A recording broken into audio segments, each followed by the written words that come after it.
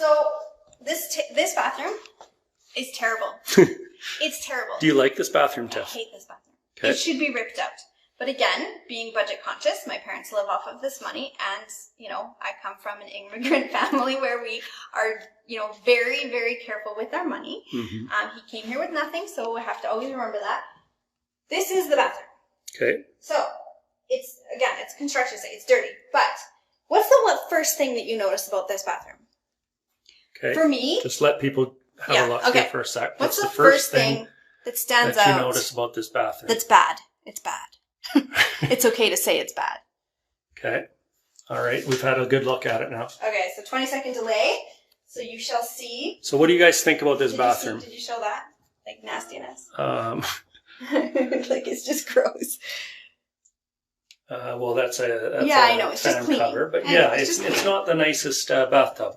But let me tell you, while we're waiting for answers, okay, a lot of times dated color of tub, Leanna says. Yeah, totally. And a lot of times, the worst part of your property is the horrible tile, Tracy says. The tiles in tub, Yanga. Yay! Grout, Chantal. Can you imagine? Very dirty, Leanna says. Well, it would definitely be clean before we get it rented. Remember, we are in the middle of a renovation, but yes, you guys are right. So here's the deal. In many places, especially those that are older that we've bought, this alone is $4,000 to make nicer, because you got to rip out the walls. Half the time when you take them apart, they're all rotted in behind and blah, blah, blah. And again, that's not something that we would do ourselves. It would be hired out. So it costs a lot of money. And even if you put a tub surround on top of it, there's just water gets behind you. 2 years later, you get the call. Like, it's just nightmare, if you ask me. Dated, small, dark, the vanity, tub is super nasty, old tub, dark grout, tile for sure, the whole shower. People don't like your bathroom, Tiff. Okay, so I'm going to show you a trick, okay? Okay, what's your trick? This is a side note. Again, this is a side note. I didn't learn this from this one. I learned this on a different property, but I've used it for years and it works great. Now, here's the deal. Lots of investors will try to hide that. Okay? Hide it, yeah. Hide it and not tell people. What happens if you go and do that? What happens is you get people moved in, you start doing your move-in inspection, they see it and they're like, oh, well, we didn't realize that, or, whatever it might be. Now you've created a bad relationship with a tenant that you're now going to have to deal with for at least the next year, hopefully longer, and you've kind of been deceitful. So this is what I do, and this works beautifully. Now, I came here today, again, for anyone watching later, we're in the middle of COVID, so resources are very minimal. So, and in our home, And you just thought of this about 20 minutes before coming on. No, I thought of it last night. Oh, okay, last night. But, we only have so much stuff, right? Okay. So in our home, we don't even have shower curtains, so I couldn't even steal anything from there, but I did have one. So here's what I always do, makeshift. But this is t-shirts ripped up, if anyone saw our post before. What does t-shirts have to do with Tuesday training? I had to get here. So I've come downstairs because I'm setting up the camera and stuff like that earlier. And I come downstairs into the bathroom and Tiffany has a knife and an old white t-shirt and she's cutting it into little pieces. And she's tying the t-shirt up to the top of the shower curtain. It worked. Whatever, it worked. I'm telling you, so redneck. If there's one thing that Tiffany is, it's very resourceful. I am resourceful. So yeah, this is my point though. And I'm going to show you something else about those. Normally there's at least hooks, so I brought a curtain, but I didn't bring hooks. Anyways. People are laughing, giving you thumbs up, lots of laughs. Whatever. We do what we got to do, right? Here's what I do in a showing. So here, let's back up. Okay. I go out and in the hallway, I show people the nice part. I say da-da-da, and look at this, look at that. And then I say to them, okay, ready to see the worst spot in this house? And they go, okay. Okay, so hold on here. I just want to make this clear. You're walking them through doing a showing, and then you actually ask them this question. Yeah. Do you want to see the worst spot in this house? Okay. Yeah. Awesome. And then they normally go, okay, yeah, sure. And then they're all freaked out, right? So they've got expectations up here that's going to be just totally or way down there, right? Like they're expecting something horrible. Totally horrible. So I walk them in, and I said, okay, this is the worst part of the bathroom. Now, what do I have here before they get here? I have a shower curtain up. I normally have like these pleated ones, or I get them on Amazon. Used to get them at Walmart. But something funky, something like nice but white, okay? Clean, open, white. Here, I have something funky. And again, resourcefulness, I'm going to show you what I mean. So again, tenant demographic. Who's your demographic? Now this is a purse hanger thingy my friend got for me. Anyways, I'm going to have something like hooks that are funky and cool. Okay? Yeah, so you don't normally rip up t-shirts, right? I don't normally rip up t-shirts. This is a wine bottle opener from our bar. But, you know, it might be something like this. Right. Attracts attention. This, I remember one, it looked like old brooches and they were bigger. Yeah. They were kind of like that, and the older people loved it. But my point is, like Muffin Tin, my point is, who are you talking to? What's going to attract them? You can get big, beautiful, funky, neat shower curtain knobs.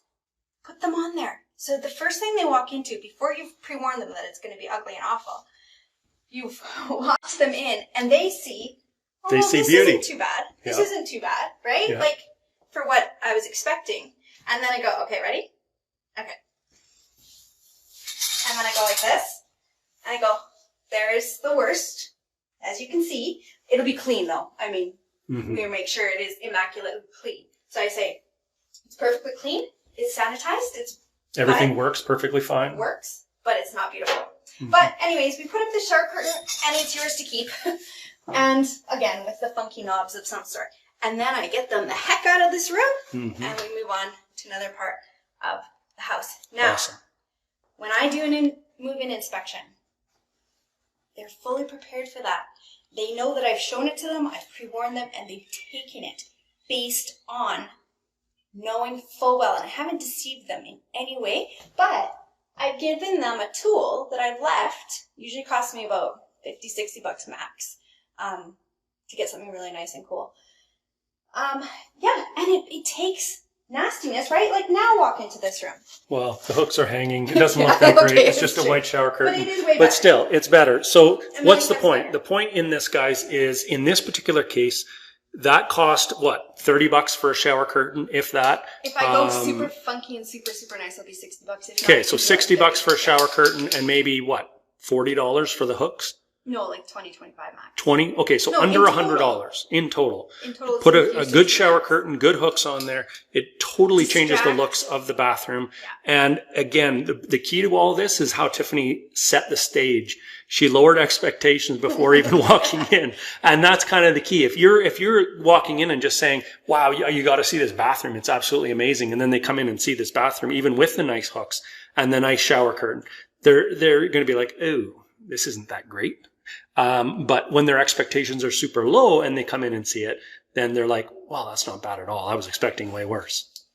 Okay, so hopefully that makes sense and hopefully that gives you a tip. I've used it a lot for many years and it's always good. So one other thing I want to show you.